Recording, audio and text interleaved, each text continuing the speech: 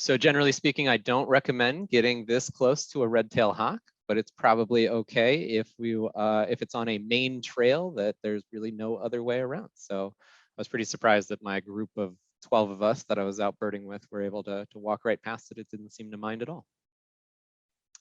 So today, our schedule is we're going to review some key points from last time. And then Kara is going to tell us a little bit about the Migratory Bird Treaty Act, the M opinion, and incidental take permits. If you've never heard of any of these terms before, it's probably okay because we think that these terms weren't particularly important for the California audience, but we'll talk about what is changing just in case you run into a situation where you need them. And then we'll continue our review. We'll look at some of your pre-work inspection homeworks. And like I said, most of today is really all about the discussion. And at 1 o'clock, we plan on going to talking about Hawaii. And so, yeah, the other presenter online here is Kara Donohue, who is an avian biologist for Southern California Edison, co-author of the Best Management Practices, super knowledgeable about this topic. This is really a great opportunity to ask Kara questions. Okay, so let's review a little bit where we go to Tree Care for Birds and we download the Best Management Practices. So we have the most recent version. In there, it defines a wildlife trained arborist. And our goal for this program is to give you all the skills, not the skills, the knowledge and the tools to be a good wildlife trained arborist. You all are going to need to practice. You're going to need to get out there and learn more about your individual situation. We don't know exactly how you're going to be using this. And so that's going to be important for you all to start experimenting with. The best management practices are quite general in the beginning. And then starting on page 52, they dive deep into California. So make sure you check out, if you're working in California, this California section, because it's got lots of important information in there.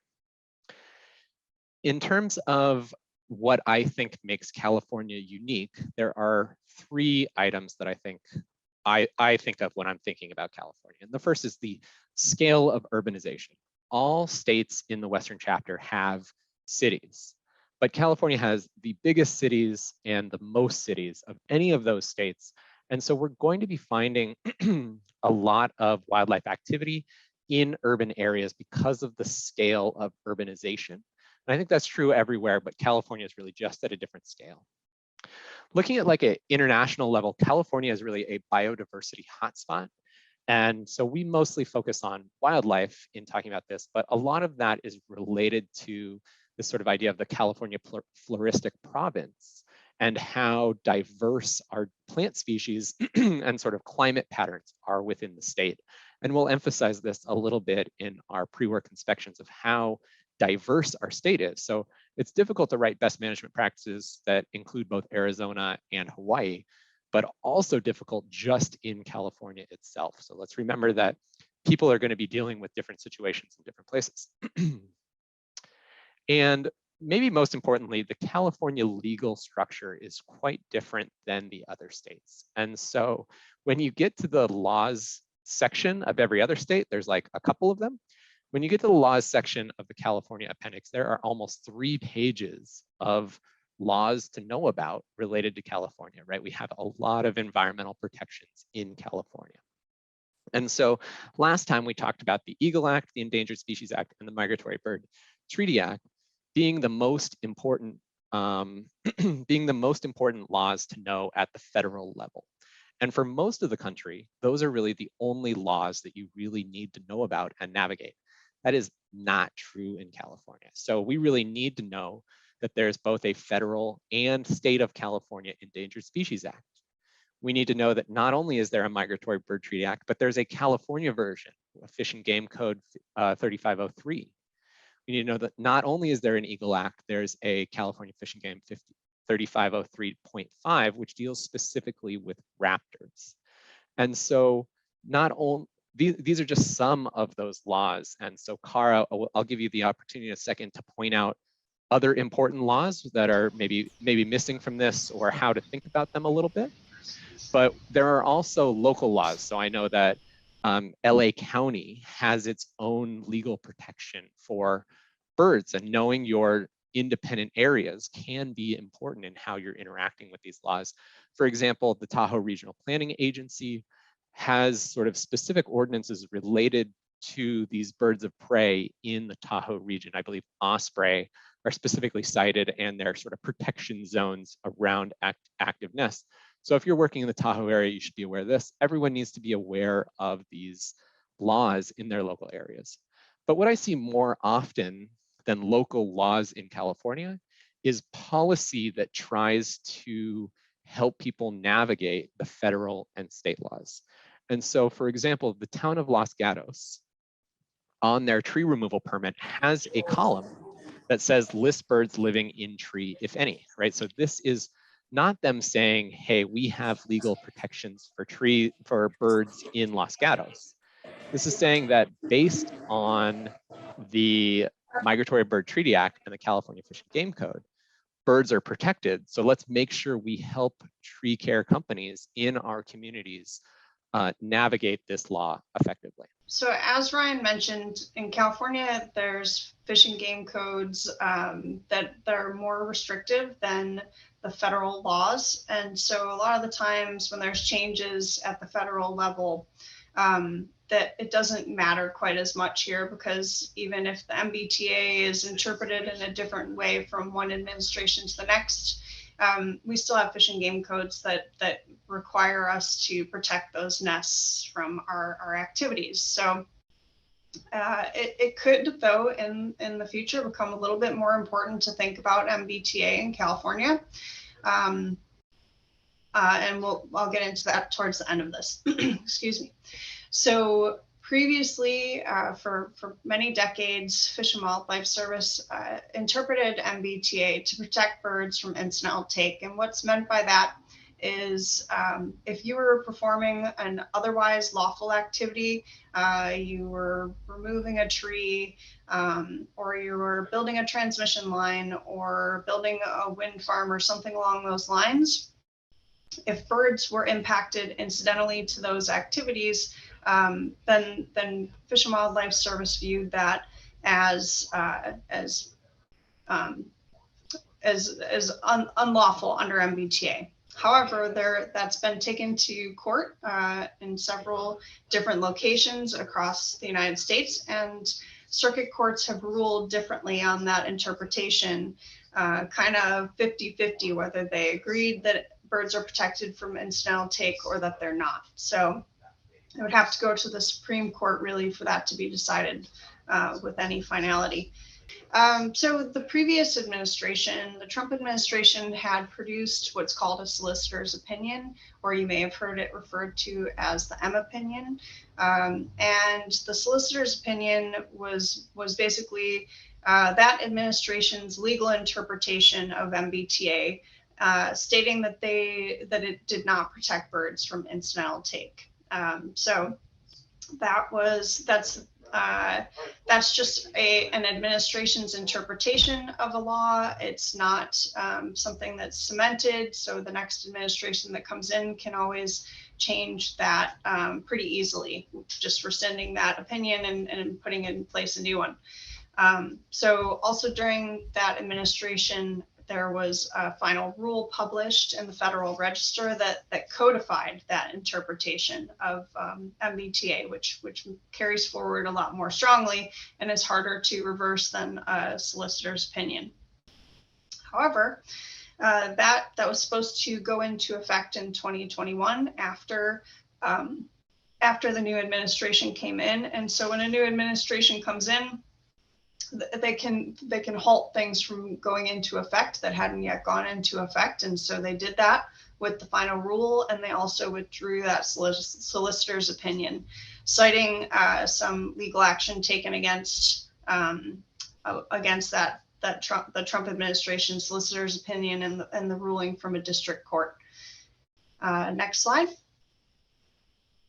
So then in October of this year, Fish and Wildlife Service, they formally revoked that previous final rule that they had put on hold for going into effect, returning MBTA to the interpretation that it protects birds from incidental take.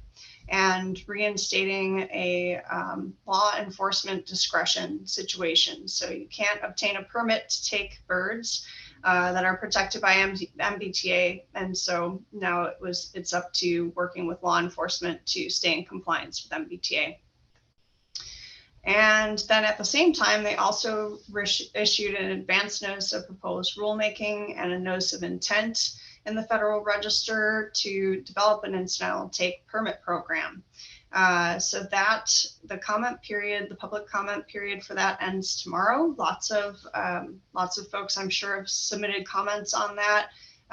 NGOs and the private public, as well as industries that will be impacted by a permit program from MBTA. Next slide. So in that proposed rulemaking, Fish and Wildlife Service said that they are considering 3 different types of incidental take in their permit program, and that consists of exceptions, general permits, and individual permits. And exceptions would be things like a homeowner is just doing some landscaping work in their yard and they incidentally impact a nest. That might fall under the exceptions, and they wouldn't be liable for that, the take of that nest. Or you're driving down the freeway and you hit a bird and kill it, through no fault of your own. That would be an exception to having to get a permit. Then general permits are permits that would be developed for a particular industry. So they give a list of different types of industries that are under consideration for general permits. I think wind and solar are on there, gas, oil, my industry, the electric utility industry.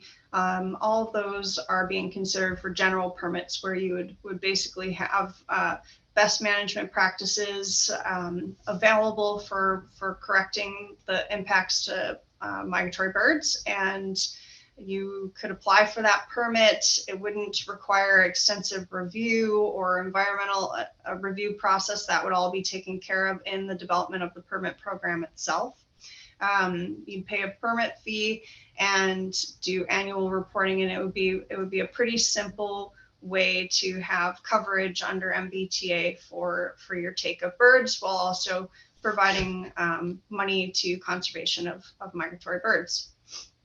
And then the last option would be individual permits, and that would be basically anything that doesn't fall under that general permit category. You've got a project, that's going to just last a month, and you need to remove a bunch of trees that have active nests in it, and you go for an individual permit because the timing of when you must do that for whatever reason is when there would be active nests in that tree. And so you get that individual permit to cover you for take and have some sort of avoidance and minimization measures and mitigation required for that permit. The next steps on this, so Fish and Wildlife Service will go through all of those public comments. They are supposed to be reaching out to the different industry groups and working with them on what a general permit could look like for their particular industry. They'll do their environmental review, the NEPA process, and then hopefully develop a permit program that gets published in the Federal Register. The timeline on this is uncertain. These types of things tend to take a lot of time. So who knows if it will be completed before we have a new administration and it all goes away, but it could provide a lot of industries with certainty around their impacts to migratory birds. So right now for us, my company, we have an avian protection program.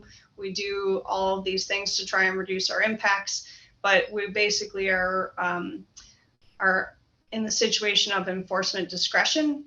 If there was a permit available that we could apply for, then we would have that certainty that we're protected and we're doing the right thing and complying with our permit. So that would be really beneficial for a lot of folks.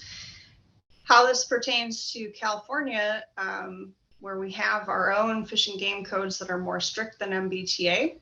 If you guys take a look, and I'm pretty sure 3513 must be listed in the California section.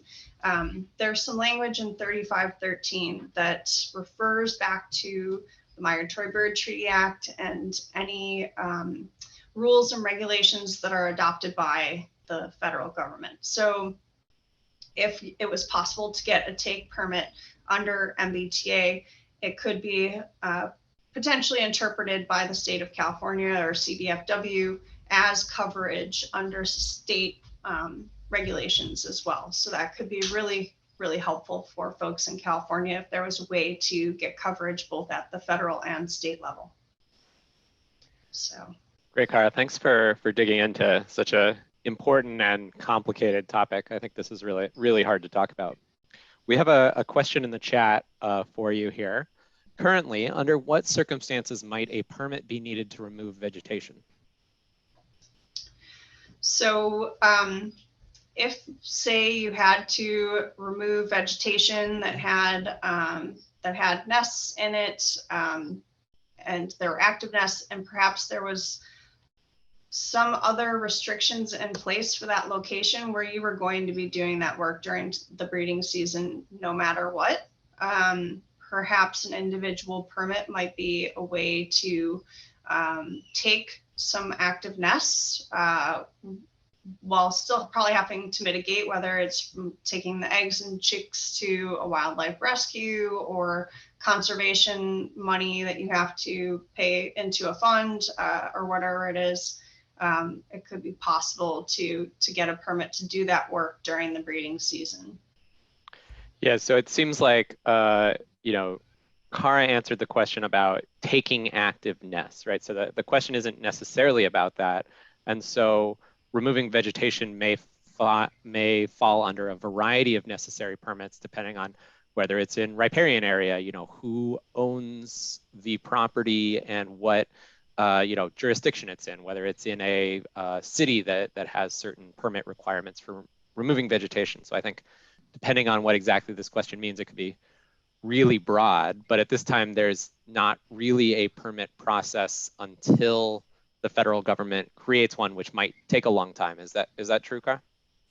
Yes, that's true. There is no permit that you can currently get under California or federal law to take a protected bird species. So yeah, if Jillian is talking about other types of permits, like a streambed alteration agreement for removal of riparian habitats, that's a different story. For sure. So Kara, I'm going to try to summarize this. Kara gave really specific information, and there's even more in the Special Agent Chavez's video from last year. I don't really recommend California people dig too deeply into this, because I think, you know, what I'm trying to show here in this chart is that changing of enforcement of the Migratory Bird Treaty Act is important, but in California we have so many environmental laws that it doesn't drastically change anything. And following our best management practices really is the best way, we think, to try to you know, follow these laws, and that we're digging really deeply into the details of the Migratory Bird Treaty Act. Your time is probably best spent somewhere else, but we have all those resources available for you should you want to do that. What do you think, Kara? Is that simple enough for California? Anything, you know, really important to highlight on that? No, I think that's probably it. The only other thing I'd add is I think it's probably going to become more and more likely to see things like the Tahoe region with their specific code that a lot of cities are getting upset with tree trimming activities, and we're hearing more about cities proposing to only allow tree trimming or veg activities outside of the breeding season. So I think that's important for folks to be aware of what's happening in any given city, and also to make your voices heard if you've got thoughts on that type of ordinance occurring. Yeah, and that's really a big part of the formation of Tree Care for Birds was, you know, discussion about pruning season moratoriums in certain cities in Southern California. And so that's not why I and some other people got involved, but that was why, you know, the specific reason that several of our parties joined our group and started this discussion. And we're really out here trying to create, you know, practices and ways that people can perform tree care responsibly, to show our audiences that we can be responsible, and this full breeding season moratorium seems like an overstep, and we've got other methods that we think are more effective, but we'll see how it goes. So we're just going to respond as best we can to these different cities creating policies that they think best represent their communities. Okay, so we're done talking about laws here, at least for a little while. I think we'll brush up against them again here in a little bit because they're so important in California. But the best management practices basically tell you to go and find a wildlife biologist and a wildlife rehabilitation center so that you can respond to difficult situations and emergencies as they come up. On the Tree Care for Birds website, we have a list of wildlife biologists. It's by no means complete. There are many, many more wildlife biologists out there than what's on our website. But essentially nowhere in California can you say that I can't find a wildlife biologist. There are lots and lots of wildlife biologists in California, and quite a few wildlife rehabilitation centers as well. I have Arizona's graphic here because it's much prettier than anything we have for California, but yeah, there's a list in the best management practices of all the, or a link to the list of all the wildlife rehabilitation centers in California. So one thing I noticed in going through the homework was a lot of us had left off the wildlife biologist and wildlife rehabilitator sections here. And these are really intended to get you thinking about who you would contact if there is an emergency. So I really encourage you to fill those out, and great job to the person in blue ink, appeared to be in the Santa Barbara area, taking the time to find a wildlife biologist and a wildlife care center to make sure that they have this contact information if anything does come up. Full stars, this is exactly what we had in mind when we put this on there. The next thing the best management practices recommend is to think about the breeding season and your habitat value. So these are the general illustrations, not sort of associated with California necessarily.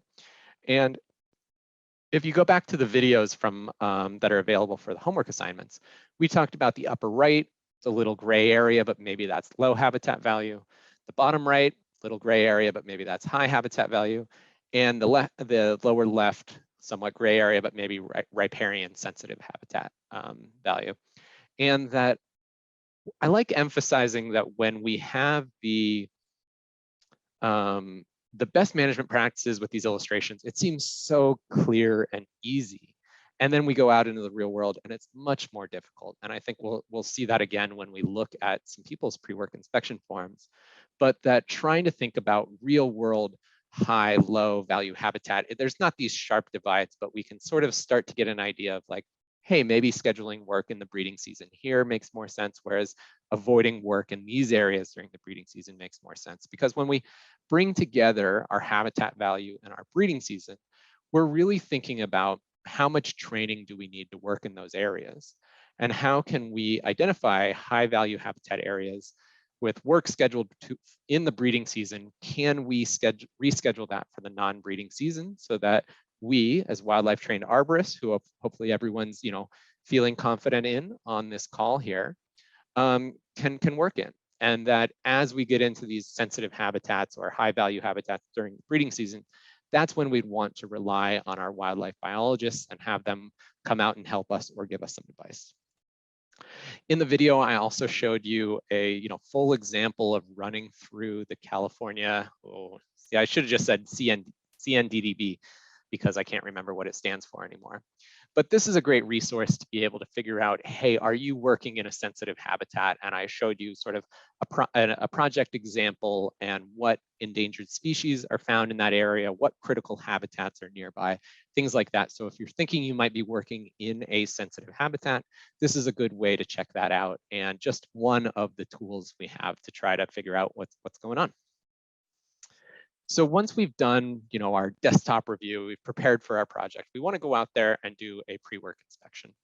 And what we're really looking for are signs of nesting wildlife and active nests. We're trying to find, do we have any nests that might be active out there? So let's look a little bit at some pre-work inspection forms. So Kara, you can join me again here so we can discuss what we're seeing on this. And what I really like these California examples. It shows the diversity of the state that I was talking about, how different are the projects that we're working on here.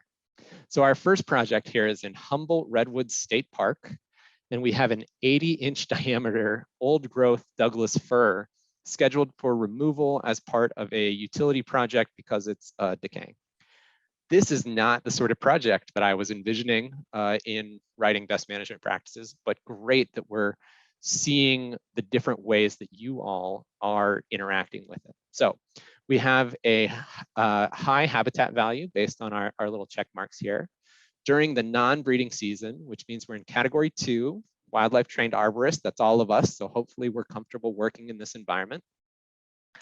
And since this tree has to be removed for, met the criteria of the project that they're working on, they didn't find any nests or even any signs of nesting wildlife. So go ahead and schedule its removal. Kara, do you have any thoughts in looking at this one? I did. Sorry. I agree with their assessment. This is perfect.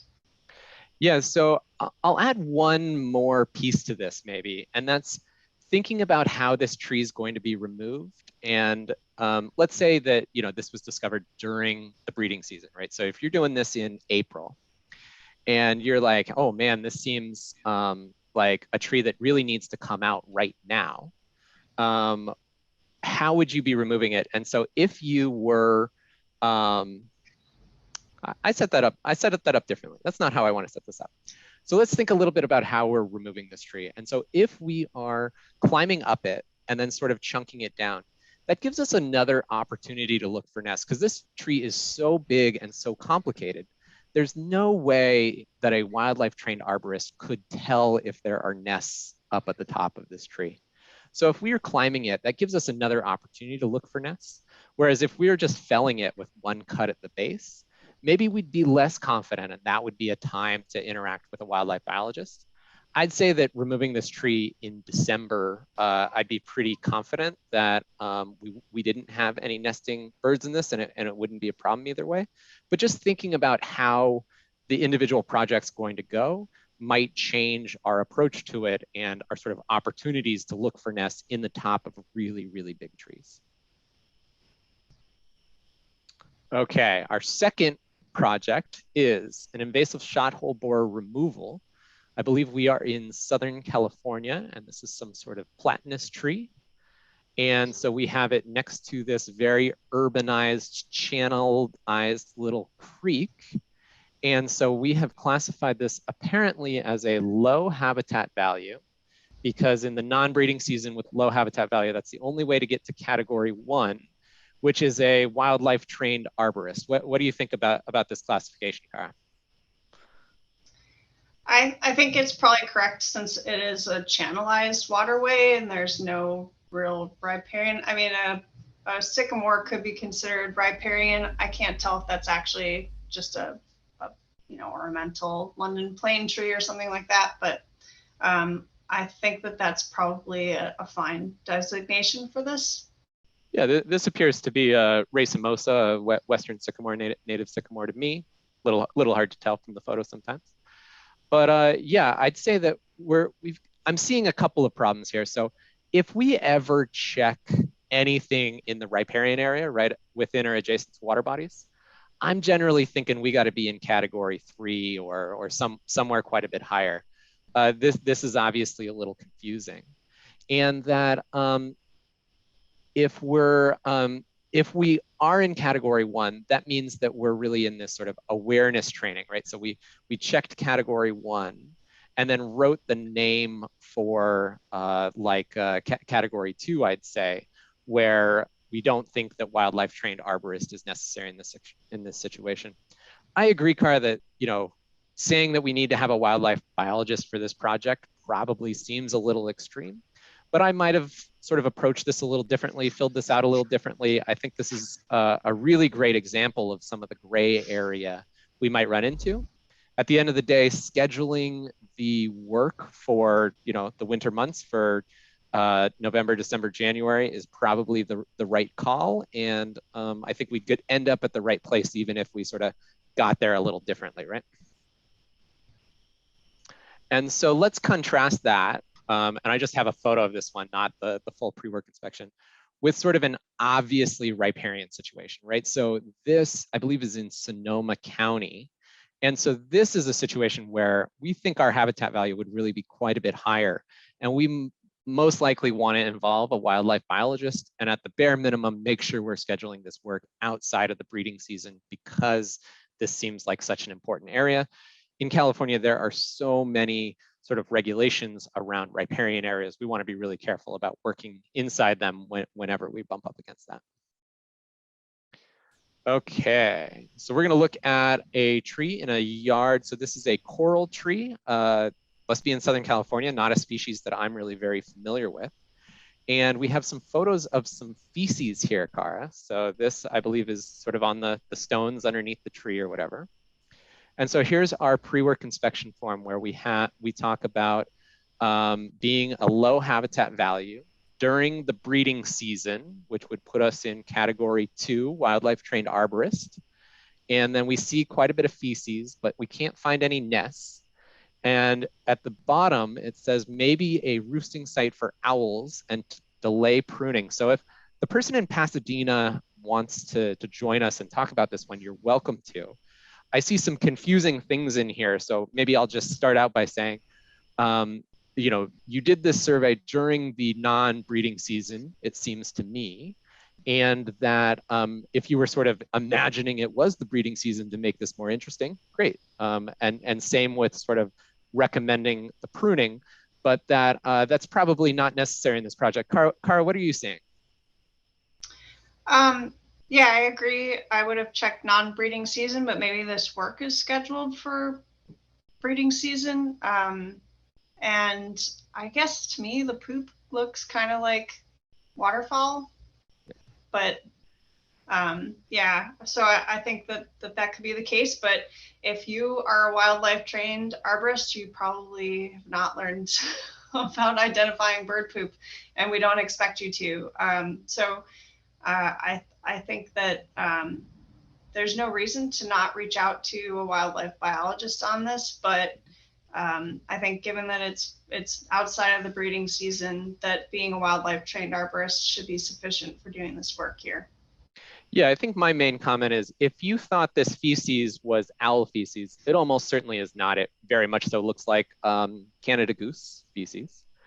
And either way, delaying pruning during the non-breeding season is probably not going to be very effective for very much.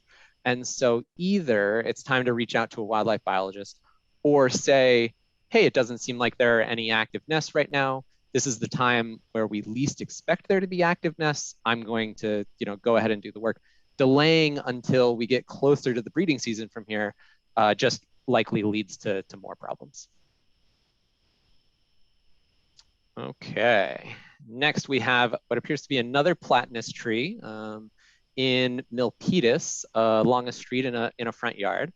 And this is maybe my favorite one, maybe the one that I thought was done almost, perfectly, Kara. So let me know what you think here. In a rose bush nearby, we have a nest, and maybe Kara can identify the nest that we have here. And so we're in Milpitas, Silicon Valley, Bay Area. And we are in a low habitat value area. During the non-breeding season, we've discovered a nest in a rose bush on the neighboring front yard. It's a cup nest from a small bird.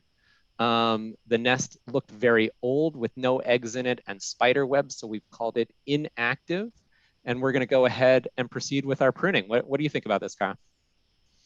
Yeah, I definitely agree with that choice. And I think that probably something that I should have mentioned before, and maybe we've mentioned elsewhere, it's certainly mentioned in the guidance document, is that although this nest is not protected, you can go ahead and do the veg work here.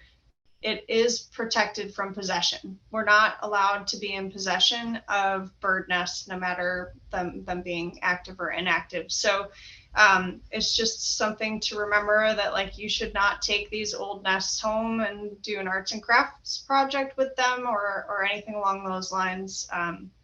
You can destroy a nest, but you cannot be in possession of the nest. So it's kind of a fine, a fine line, what's possession and what's not, but destroying the nest is okay when it's inactive. Yeah, thanks for reminding us of that. So some of the things I really liked about this one is looked for nests not in the tree, right? Because we have a lot of ability to impact nests on the ground, in bushes nearby, things like that. So check out your whole project area. Determined that it was inactive and was ready to proceed after that determination. This is really a great job. I don't think mine would look, maybe it'd be worse than this. Maybe I wouldn't have found this inactive nest. Really great job. I think everybody did a great job on their homework, and that we could always, we're just trying to discuss things. Anyone whose project we brought up and said we would do it differently, that's you know, we're not here to try to criticize you or do anything like that. We're just trying to discuss what people are seeing and see some ones from our eyes, so that we can all sort of try to practice this and try to get on the same page a little more and keep getting better and try to impact fewer nests out there, fewer active nests. Okay, so let's do a little, oh yeah, go ahead. One thing, so I in thinking about like where you and I are differing on some of our assessments of these, I think probably a lot of that has to do with at my company, all of the people doing the vegetation management work are essentially wildlife trained arborists. So I give them a lot of trust.